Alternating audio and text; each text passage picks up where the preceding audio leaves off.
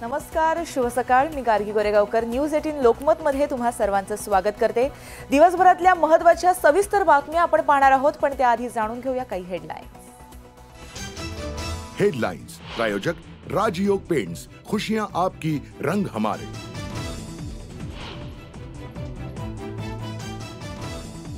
आजपासून विधिमंडळाचं पावसाळी अधिवेशन. विविध मुद्द्यांवरून सरकारला घेरण्यासाठी विरोधक सज्ज.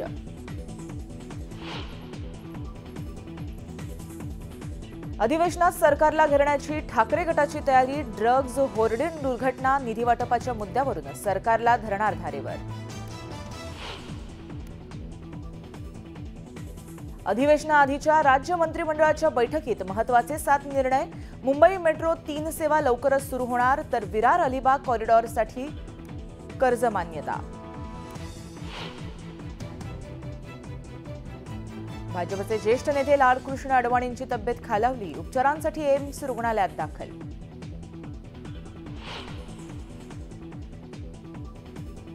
ठाणे मीरा भाईंदरमधील अनधिकृत पब आणि बारवर बुलडोजर फिरवावा. मुख्यमंत्री एकनाथ शिंदे यांचे मनपा आयुक्त आणि पोलीस आयुक्तांना निर्देश.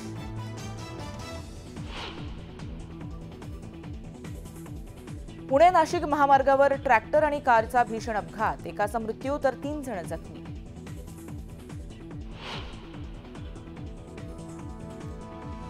लोकल अपघातात रोज सरासरी 7 जणांचा मृत्यू. मुंबई उपनगरीय रेल्वेतील मृत्यूदर जगातील सर्वाधिक, हे लज्जास्पद. हायकोर्टाची गंभीर दखल.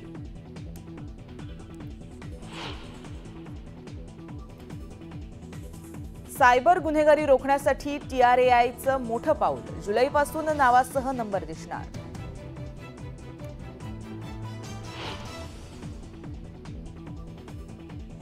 टॉस जिंकूनही अफगाणिस्तानाची फलंदाजी ढेपाळली. यान्सन आणि रबाडाची भेदक गोलंदाजी.